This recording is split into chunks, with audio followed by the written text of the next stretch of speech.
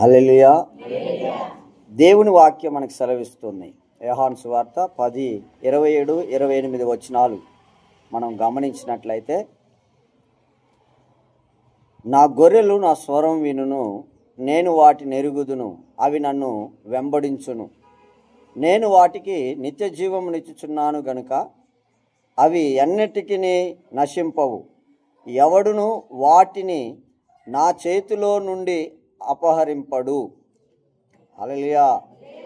వాటిని నాకిచ్చిన నా తండ్రి అందరికంటే గొప్పవాడు గనుక నా తండ్రి చేతిలో నుండి ఎవడును వాటిని అపహరింపలేడు. హల్లెలూయా. యోహాను చెప్తున్న మాటలు మనకి ఇక్కడ కనబడుతున్నాయి. చెప్పిస్తున్నవాడు మన ప్రభు అయిన యేసుక్రీస్తు అని మనందరికీ బాగా ఎరుక.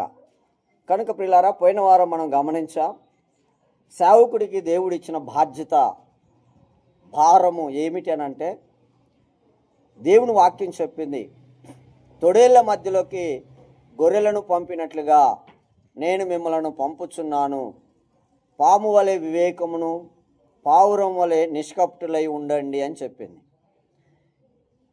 ఈ మాటను చేతపట్టుకొని సేవకుడు సేవ చేయటానికి దేవుడు పంపించిన ప్రదేశానికి వెళ్తున్నాడు. ఆ ప్రాంతంలో ఎవరు లేరు, మనుషులైతే ఉన్నారు, కానీ సేవకి సహకరించే గొర్రెలు లేవు. కేవలం తొడేళ్ళు మాత్రమే ఉన్నాయి. ఈ తొడేళ్ల మధ్యలో గొర్రెగా మారిన సేవకుడు సమాజంలో క్రీస్తు ప్రేమను ప్రకటించాలి.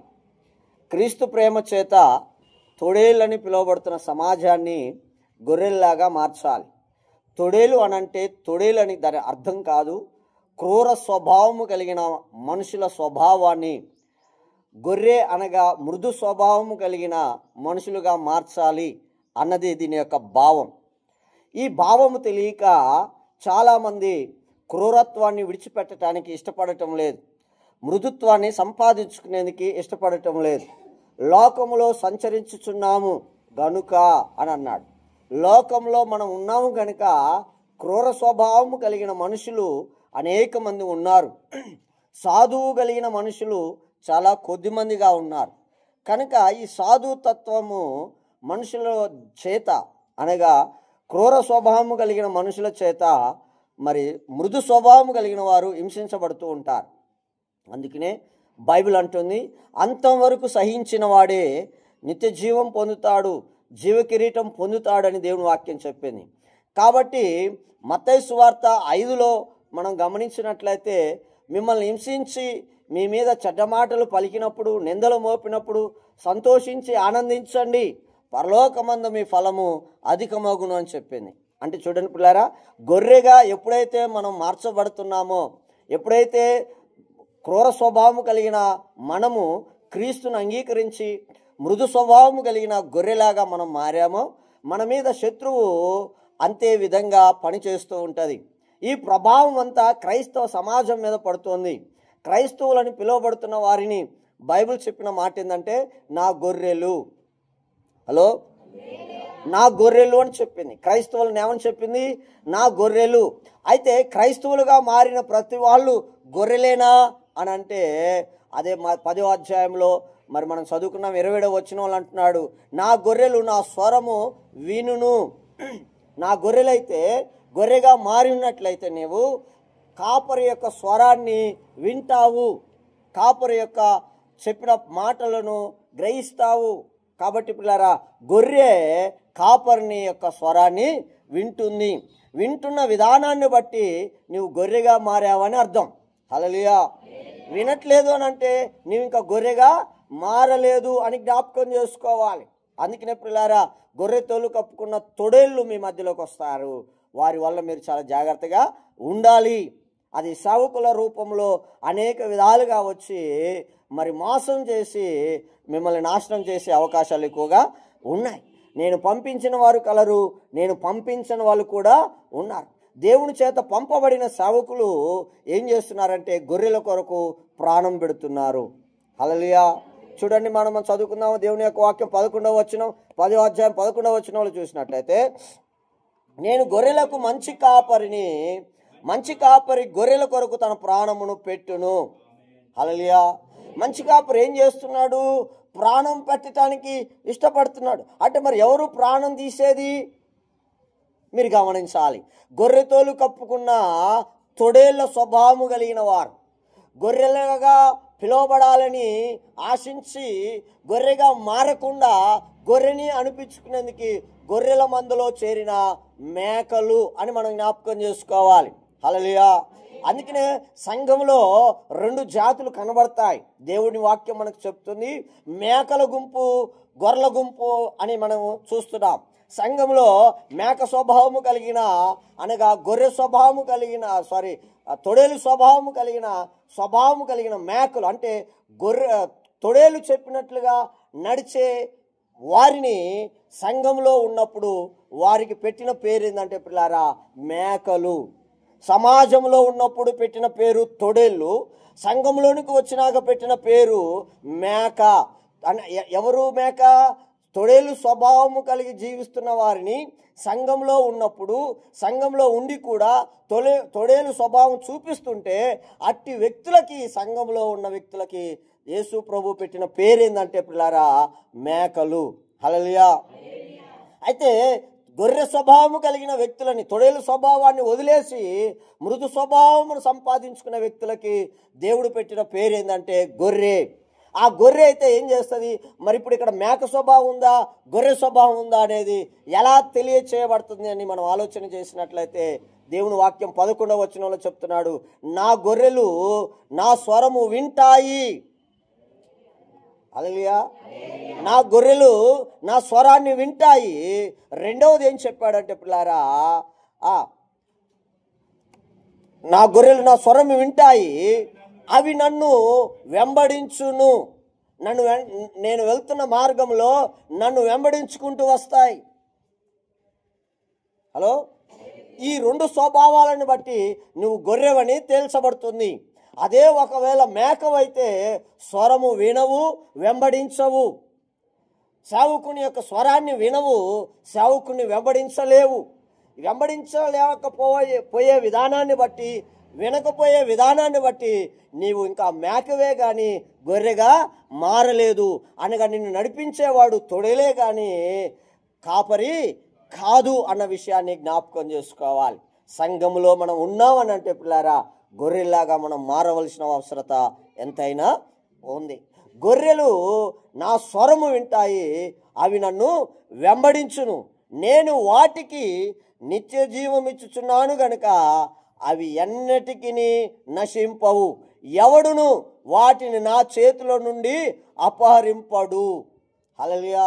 ఈరోజు మనం గమనించినట్లయితే పిల్లరా, సంఘాలలోకి అనేక మంది వస్తుంటారు, అనేక మంది వెళ్ళిపోతుంటారు, కొద్దిమంది మాత్రమే మిగులుతూ ఉంటారు. ఎందుకు కొంతమంది వెళ్ళిపోతున్నారు అనంటే అపహరించబడుతున్నారు.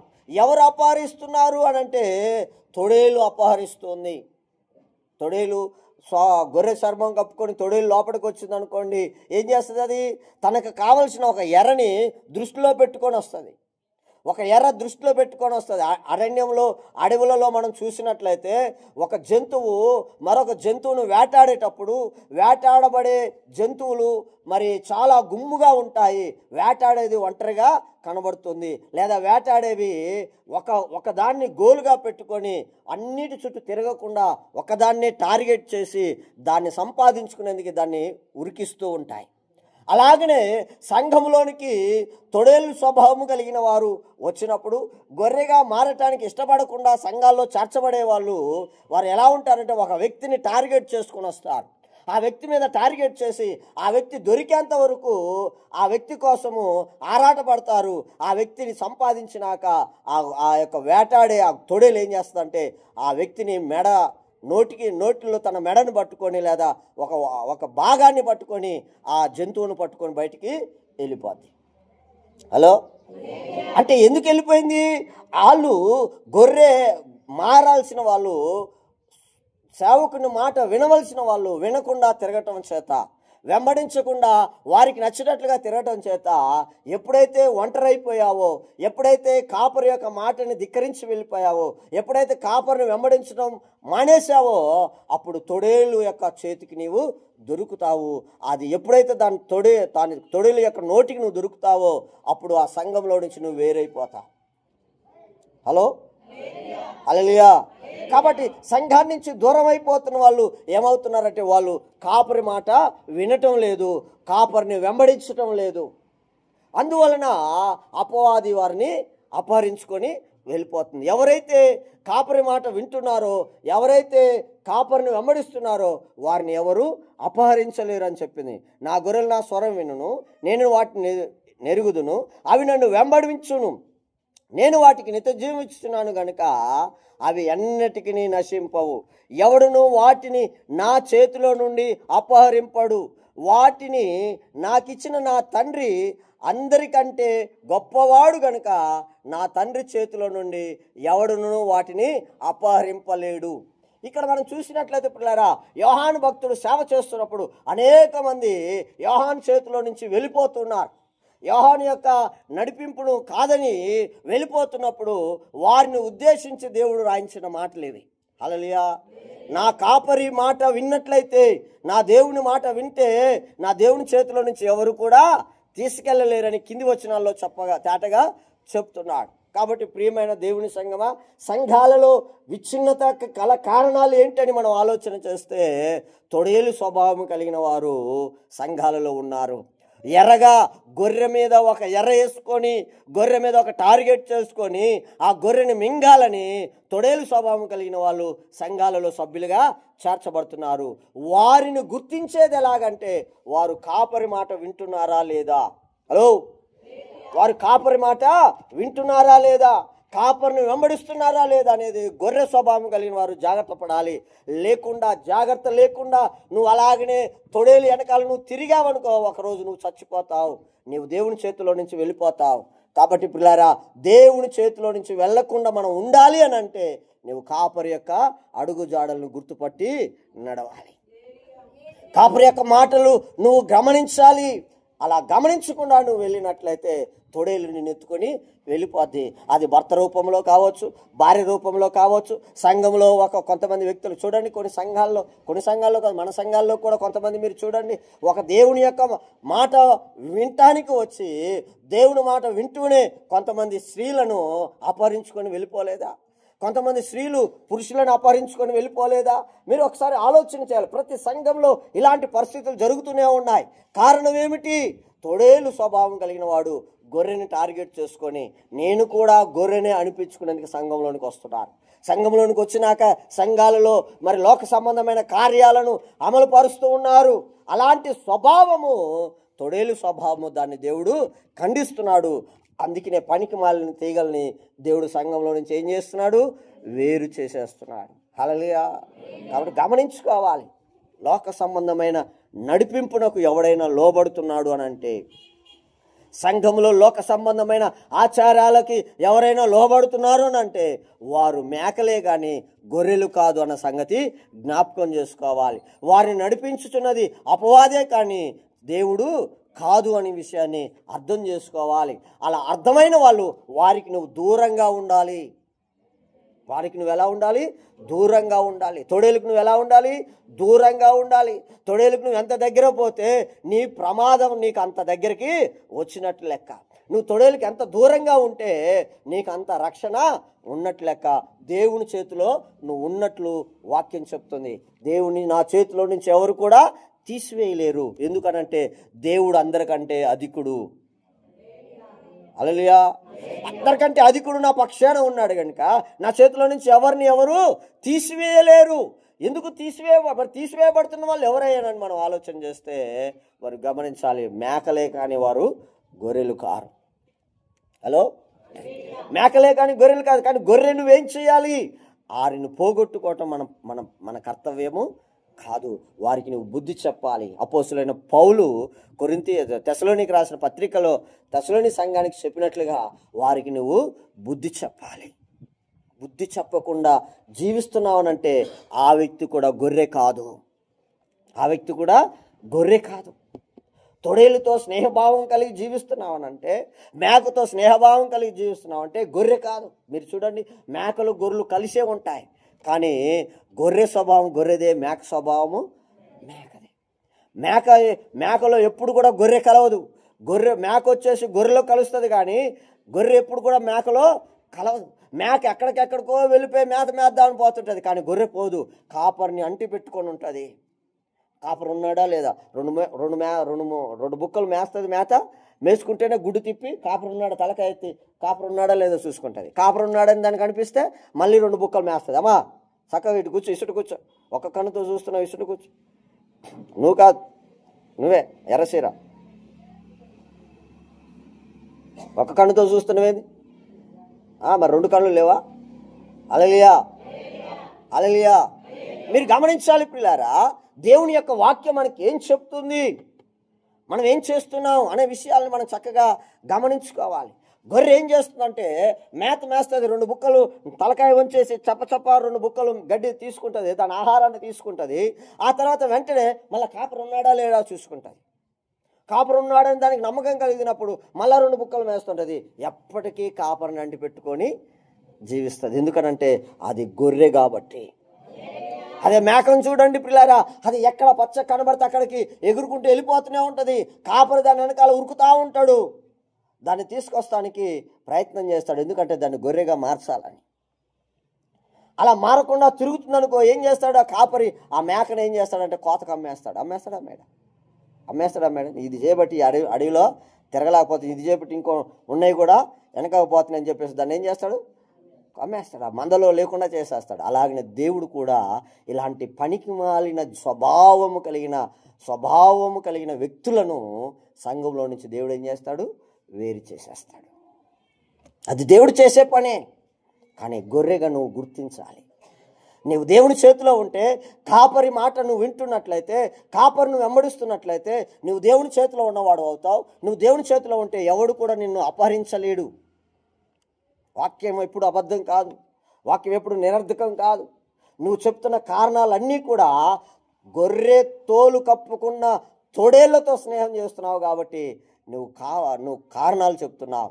కారణాలు చెప్తున్నప్పుడు, తొడేలు స్వభావాన్ని వెంబడిస్తున్నప్పుడు గొర్రె మరి ఆ స్వభావం నుంచి దూరం రావాలా వద్దా?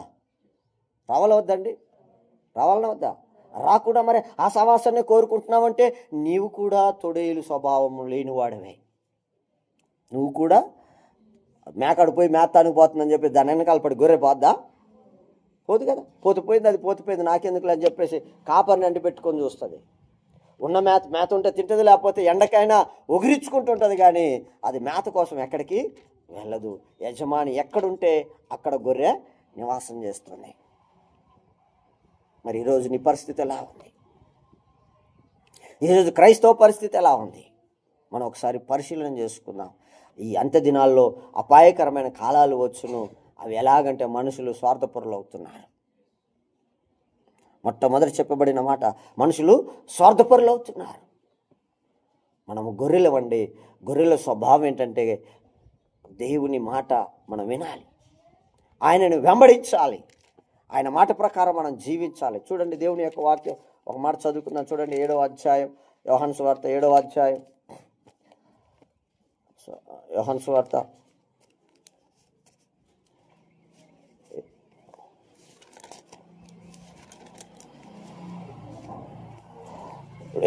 7వ అధ్యాయం 7వ వచనం మనం చదువుకుందాం. లోకం మిమ్మల్ని ద్వేషింపనేరదు గాని దాని క్రియలు చెడ్డవని నేను దానిని గూర్చి సాక్ష్యం ఇచ్చుచున్నాను గనుక అది నన్ను ద్వేషించుచున్నది. హల్లెలూయా. ఎవరు ద్వేషిస్తున్నారట? హలో, దాని క్రియలు చెడ్డవి. సంఘానికి వచ్చినాక నువ్వు చేయవలసిన పనులు మంచివి, నువ్వు మంచివి చేయకుండా చెడ్డవి చేస్తున్నప్పుడు నువ్వు చేయించినది తప్పు అని చెప్పటం చేత వాళ్ళు ఏం చేస్తున్నారట? ద్వేషిస్తున్నారు.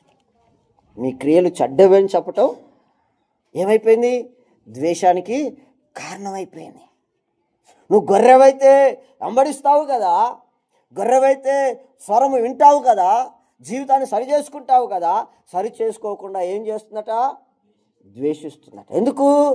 నీ పనులు మంచివి కావు, నువ్వు జీవిస్తున్న జీవిత విధానం సరైనది కాదు, నువ్వు ఒక క్రైస్తవుడుగా మారి ఉన్నావు, క్రైస్తవ బ్రతుకు, క్రైస్తవ లక్షణాలు ఇవి కావు, నువ్వు సరి చేసుకోమని చెప్పటము ఏమైందట? ద్వేషానికి కారణమైపోయింది. ఎలా మంచి చేయాలని చెప్పటము తప్పు అయిపోతుంది సంఘాలలో. ఎక్కడైతే చూచి చూడనట్టుగా వదిలేస్తారో, ఎక్కడైతే ఎవరినిష్టానికి వాడిని వదిలేస్తారో, ఎక్కడైతే నీ బ్రతుకు గురించి తెలీదో, నీ జీవితం గురించి, నీ పర్సనల్ లైఫ్ గురించి ఎక్కడైతే బోధించబడదో అక్కడ సభ్యులుగా చేర్చబడటానికి ఇష్టపడుతున్నారు. ఎందుకంటే దానివల్ల ఎవరికి నష్టం? దేవుని దగ్గరికి మనం ఎందుకు వచ్చాం? మన బ్రతుకులను సరిచేసుకునేందుకు, బాగు చేసుకునేందుకు, మన జీవితాన్ని చక్కబెట్టుకునేందుకు మనం వచ్చాం. మన జీవితాన్ని చక్కబెట్టుకోవాలంటే మన తప్పొప్పులు వాక్యం ద్వారా మనకి తెలుపబడాలి కదా. వాక్యం మనల్ని సరిచేయాలి కదా.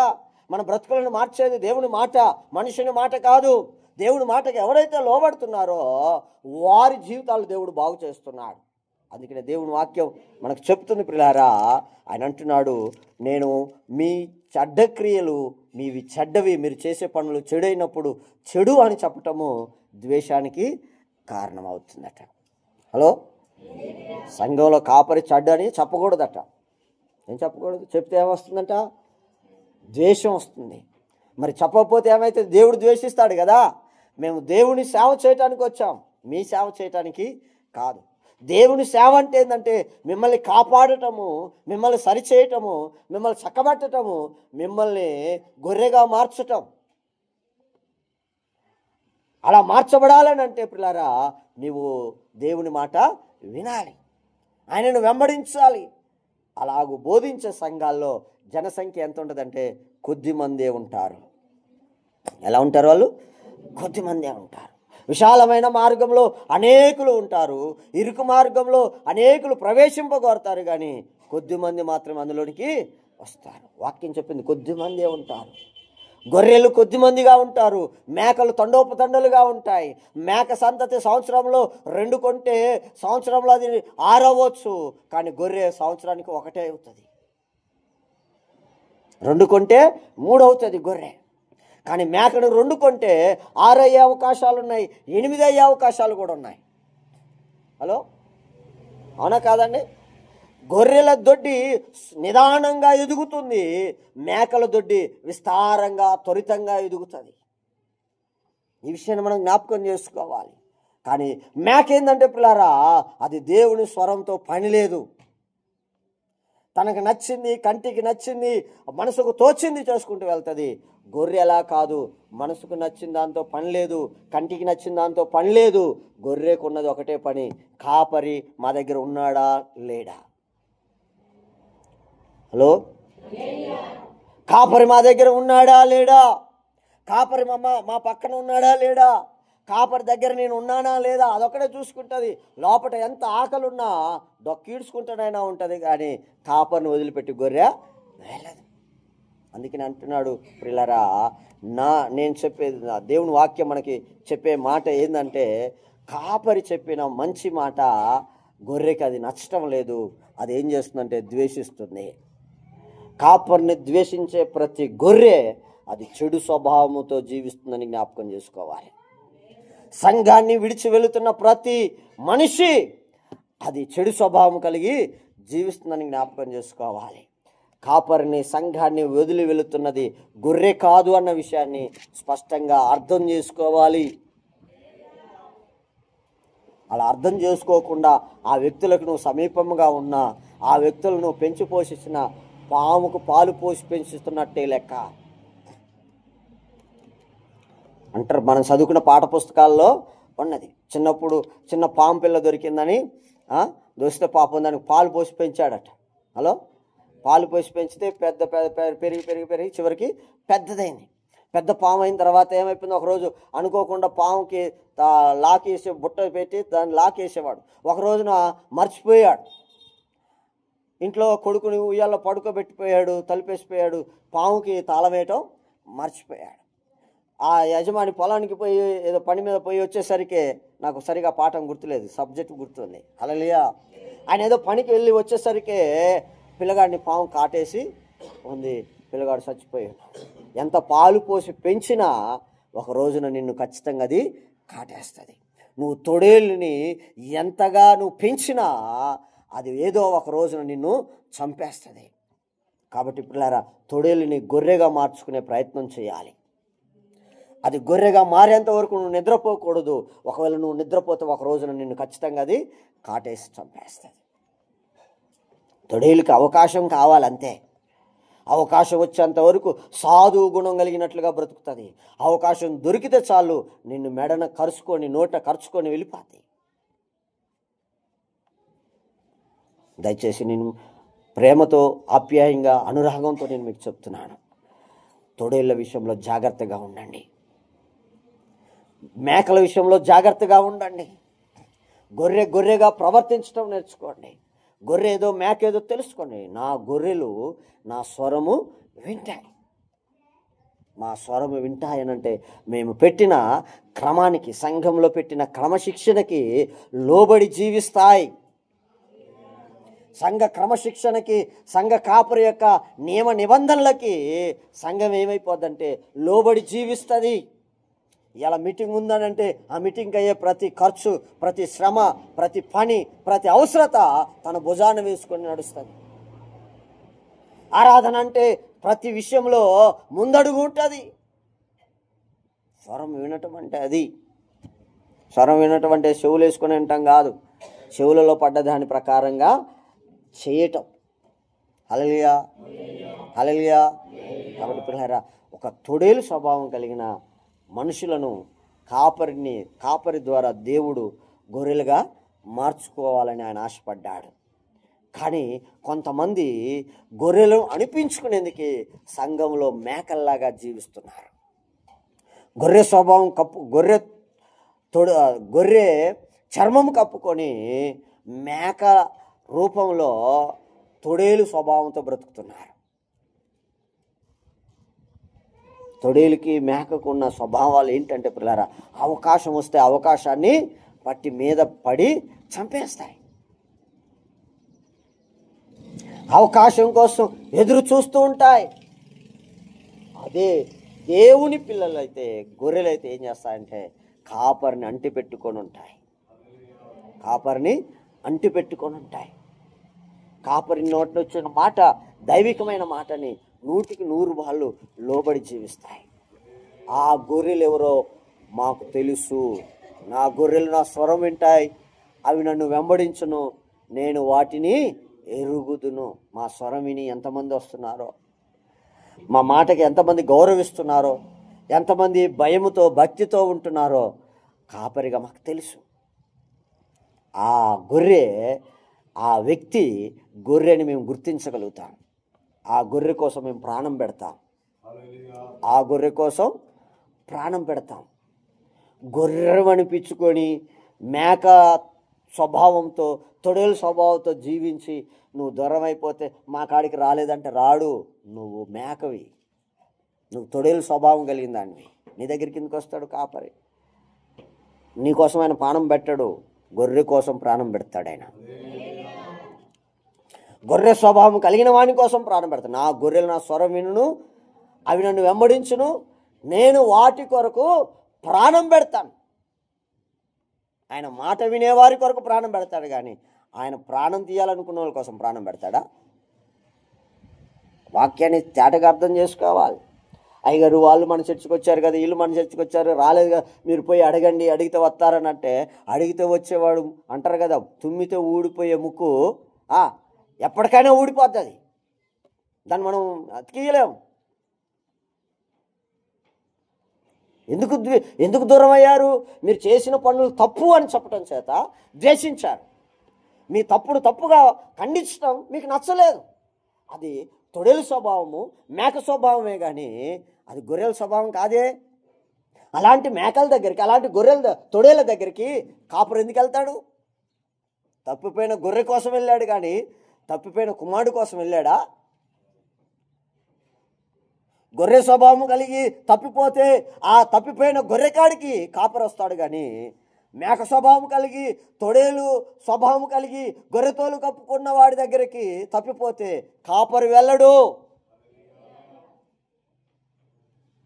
హలో, ఆ తొడేలతో నీవు సావాసం చేస్తే ఒకరోజు నువ్వు చచ్చిపోతావు. ఆ తొడేలుతో నువ్వు స్నేహం ఉన్నట్లయితే ఒకరోజు ఆ తొడేలు నిన్ను ఖచ్చితంగా చంపుతుంది. అది అట్లా కాదులే పాస్టర్ గారు అంటే ఖచ్చితంగా అవుతుంది. ఆల్రెడీ నీ కుటుంబం విచ్ఛిన్నం అయిపోయింది, నీ మనసు విచ్ఛిన్నం అయిపోయింది, నీ మనసులో నిలకడలేదు, నీ ఆత్మీయ స్థితిలో నిలకడలేదు, దైవికమైన భయం లేదు. బొత్తిగా క్రమం తప్పి ఇష్టానుసారంగా జీవిస్తున్నారు. బొత్తిగా క్రమం తప్పి ఇష్టానుసారంగా జీవిస్తున్నారు. పులిపిండి కొంచెమైనను అది ముద్దంతటను పులియ చేయను. కొద్దిగా చాలు చెడిపోయిన స్వభావము నీ జీవితాన్ని నాశనం చేసేస్తుంది. నువ్వేదో మారుస్తానని అనుకోవద్దు, నువ్వు మార్చలేవు. దేవుడు మార్చాలి. దేవుడు మార్చాలని అంటే నీవు దేవుని మాట వినాలి. నీవు దేవుని మాట వింటే నీ ద్వారా కుటుంబం మారుతుంది, నీ పిల్లలు మారుతారు, నీ భార్య మారుతుంది, నీ మనవలు మారుతారు, మనవరాళ్ళు మారుతారు, అత్తమామలు మారుతారు, తల్లిదండ్రులు మారుతారు, అన్నదమ్ములు మారుతారు. నీవు మారితే. నువ్వు మారకపోతే ఎవ్వరూ మారరు. మాటల చేత మారుతారనుకోవటం అసాధ్యం. మనం చెప్తే మారుతారనుకోవటం అసాధ్యం. మనం చెప్పవలసిన బాధ్యత అంతే. చెప్తే మారరు. చెప్పటం అనేది తెలియచేయటం వరకే చెప్పటం. ఆ తెలియజేసినంతలో మారరు. నువ్వు మారితే నీలో ఉన్న మార్పును బట్టి వాళ్ళు మారుతారు. గట్టిగా చెప్పాలి. కాబట్టి ప్రియులారా, మన వంతు ఏంటంటే చెప్పవలసిన బాధ్యత. రెండవది, మార్పుని మనము చూపించాలి. దైవికమైన మార్పును మనం చూపించాలి. ఆ దైవికమైన మార్పు అంటాడు, మీరు నాకు శిష్యులుగా ఉండగోరినట్లయితే, మీరు నాకు శిష్యులుగా ఉండగోరినట్లయితే. లూకాసు వార్త 17వ అధ్యాయం అనుకుంటా, చూడండి, 14-17. లూకాసు వార్త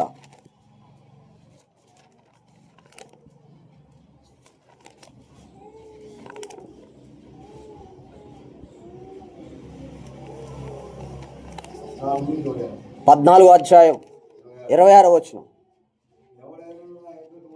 ఎవడైనా నా యొద్దకు వచ్చి తన తండ్రిని, తల్లిని, భార్యను, పిల్లలను, అన్నదమ్ములను, అక్క చెల్లెళ్లను తన ప్రాణముతో సహా ద్వేషింపకుంటే వాడు నా శిష్యుడు కానేరడు.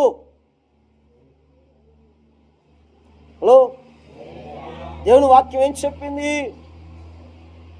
ఎవడైనాను మేక స్వభావం కలిగి, ఎవడైనాను తొడేలు స్వభావం కలిగి నీ కుటుంబంలో జీవిస్తున్నాడని ఈ వ్యక్తులు నీ కుటుంబంలో కనబడితే వారికి చెప్పవలసిన రీతిలో చెప్పి వారు వినకపోతే వారిని నువ్వేం చేయాలట?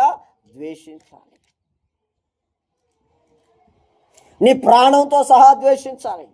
ఇలా పరువులు పోతున్నాయి, డబ్బులు పోతున్నాయి, ఆస్తులు పోతున్నాయని ఫీల్ అవుతున్నావు అని అంటే పిల్లరా, ఇంకా నీ శిష్యరికానికి అర్హత. దేవుడు అందరికీ అవకాశాన్ని ఇవ్వడు. ఆ అవకాశంలోనే నీ మనసు ఏందో నీకు తెలుస్తుంది. నీ మనసు నీకు తెలిసినప్పుడు, పరిస్థితులు మన మీదకి వచ్చినప్పుడే, పరిస్థితులు మన మీదకి వచ్చిన భార్యని వదులుకోవాల్సిన పరిస్థితి వచ్చినప్పుడు ఎలాంటి పెయిన్ ఉంటుందో తెలుసా? హలో హలో అమ్మా, తెలుసా బాధ? తండ్రిని వదులుకోవాల్సినప్పుడు పరిస్థితులు ఎదురైనప్పుడు, తల్లిదండ్రులు వదులుకోవాల్సిన పరిస్థితులు ఎదురైనప్పుడు, పిల్లలను వదులుకోవాల్సిన పరిస్థితులు ఎదురైనప్పుడు ఎంత బాధ ఉంటుందో తెలుసా? అవన్నీ పడాలి. దానివల్ల ఏమొస్తుందనంటే క్రీస్తు శిష్యుడిగా మారుతున్నావు. క్రీస్తు శిష్యరికం నీకు వస్తుంది. ఆ శిష్యరికం రావాలనంటే ఇలాంటి ఒత్తిళ్ళన్నీ నీ మీద పడాలి. దేవుని అనుమతి లేకుండా ఏది పడదు. దేవుని అనుమతి లేకుండా ఏది నీ మీదకి రాదు, నీ దగ్గరికి చేరదు. అది చేరినప్పుడు నీ శిష్యరికాన్ని, నీ భక్తిని నువ్వు కనపరుచుకోవాలి. హలో హల్లెలూయా. మన జీవితాన్ని ఆయన అంటున్నాడు, నాకు శిష్యుడిగా ఉండగోరితే నీ ప్రాణముతో సహా వదిలేయాలి. ఏం వదిలేయాలి చెప్పాలి? ప్రాణంతో సహా. ప్రాణం కంటే ఏది ఎక్కువగా మనం ప్రేమించాం. ఆ ప్రాణాన్ని కూడా ఏం చేయాలి? వదిలేయాలి అంతే. ఏయ్ ఎవడ్రా? మన ప్రాణాన్ని సైతము మనం వదలకపోతే క్రీస్తు శిష్యులుగా మారలేం. అలాంటిది పిల్లారా, మనకు కలిగిన ఆస్తి వదులుకునేందుకు ఇష్టపడం, మనకు కలిగిన అంతస్తును వదులుకునేందుకు ఇష్టపడం, మనకు కలిగిన పేరు వదులుకునేందుకు ఇష్టపడం, కానీ ప్రాణం వదులుకునేందుకు ఇష్టపడతామా? ఇవన్నీ దాటుకుంటూ వస్తేనే దేవుని శిష్యరకం అనేది నీకు వస్తుంది. ఆ శిష్యరకాన్ని నీకు ఇవ్వాలనంటే ఇవన్నీ నీ మీదకి దేవుడు అనుమతిని ఇవ్వాలి. ఆ అనుమతి నీ మీదకి వచ్చినప్పుడు వాటిని ఛేదించే విధానంలో నీవు శ్రద్ధ కలిగి ఉండాలి. వాటన్నిటిని భరించే విషయంలో కానీ, వాటన్నిటిలో విజయం సంపాదించే విషయంలో కానీ మనం శిష్యులుగా మారాలి. శిష్యులుగా మారాలి. నువ్వు నా శిష్యుడుగా అనిపించుకోవాలనంటే ఇవన్నీ నువ్వేమవ్వాలి? భరించాలి. ఇవన్నీ భరించాలంటే అలాంటి వాతావరణం నీకు దేవుడు అనుమతిని ఇవ్వాలి. ఆ అనుమతి ఇచ్చినప్పుడు ఆ అనుమతిలో నువ్వు చూపిస్తున్న విశ్వాసం ఉంది చూసావు, నువ్వు నిలబడుతున్న విధానం చూసావు, అది దేవుడు కోరుకుంటున్నాడు. హల్లెలూయా. దానిని బట్టి నిన్ను ఆయన శిష్యుడు అంటున్నాడు, కానీ ఏదో గుళ్ళకొచ్చి కూర్చున్నంత మాత్రాన నువ్వు ఆయన శిష్యుడు కాదు. మందిరానికి వచ్చి కూర్చున్నంత మాత్రాన నువ్వు ఆయన శిష్యుడు కాలేవు. ఆయన మందిరానికి వచ్చిన నీవు ఆయన మాటలకు అనుగుణంగా నీవు స్పందించినప్పుడు నువ్వు శిష్యుడిగా మారే అవకాశాలు ఉన్నాయి. దేవుని సంగమా, దేవుడు నిన్ను ఒక ఉన్నతమైన స్థితిలో ఉంచాలనుకుంటున్నాడు.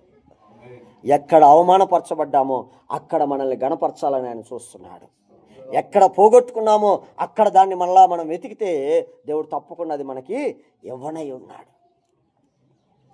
హలో. కాబట్టి పిల్లారా, మన జీవితాలు మనం చక్కబెట్టుకోవాలి. చూడండి లూకా సువార్తలో దేవుని మాట మనం గమనిద్దాం. లూకా సువార్త మీరు చూడండి, మనం చదువుకున్నాం కదా, ఎంత 17 చూడండి. మళ్ళీ చూడండి, లూకా సువార్త 12వ అధ్యాయము 42వ వచనాన్ని మనం చదువుకున్నాం. ప్రభువు ఇట్లా, నేను తగిన కాలమున ప్రతి వానికి ఆహారము పెట్టుటకు యజమానుడు తన ఇంటి వారి మీద నియమించినట్టు నమ్మకమైన బుద్ధిగల గృహ నిర్వాహకుడు ఎవడు?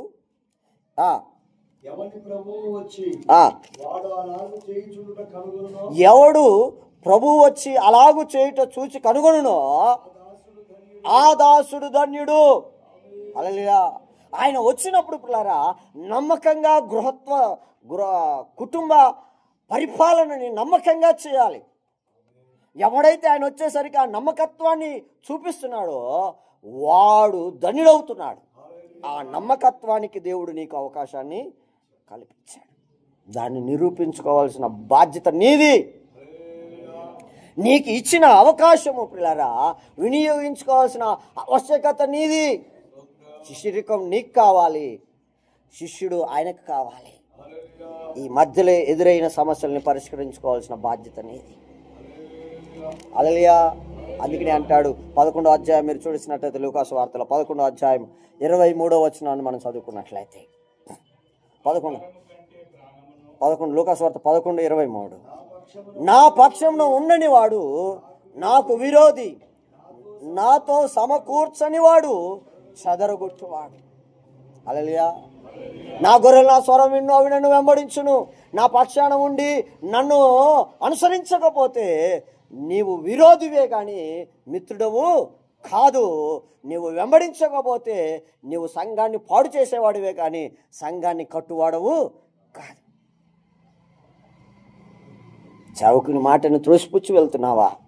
దేవుని మాటను త్రోసిపుచ్చి వెళ్తున్నావా? అయితే నీవు శత్రువి.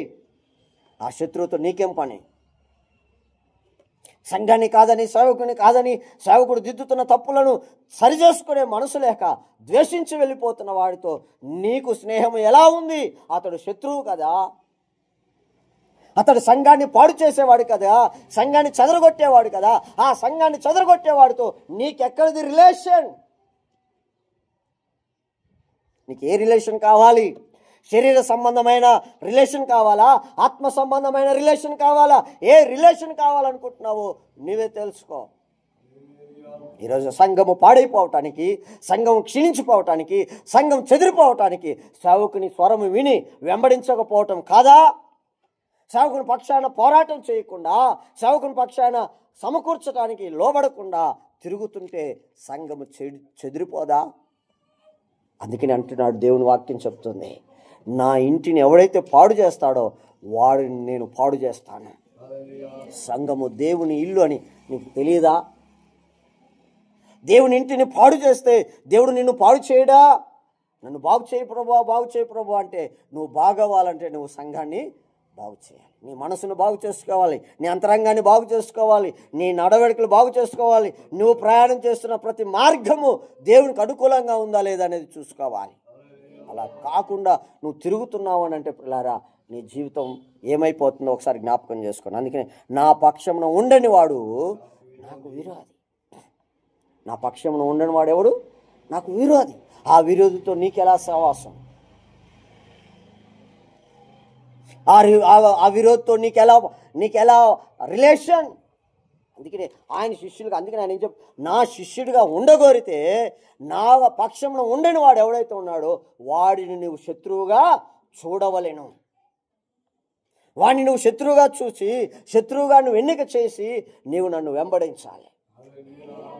లేదు అని అంటే పిల్లారా, నీవు సంఘాన్ని చెదరగొట్టు వాడవు, నీవు పనిని పాడు చేసేవాడవు, నీవు తొడేలు స్వభావం కలిగిన మేకవు, గొర్రెవు కాదు. క్రీస్తు స్వభావం కలిగిన వాళ్ళు ఎలా ఉంటారంటే పిల్లారా, దేవుని మాటకు వాళ్ళు ఏమవుతారు? కట్టుబడి ఉంటారు. నీకు లోకం కావాలా? దేవుడు కావాలా? లోకంలో పరిస్థితులు కావాలా? దైవికమైన పరిస్థితులు కావాలా? ఎవరు కావాలి? తెలుసుకో. ప్రాణం నీ మీదికి వచ్చినప్పుడు పిల్లారా, నీకు ప్రాణం కావాలా? క్రీస్తు కావాలా? ఆలోచన చేయాలి. ఏది కావాలి నీకు?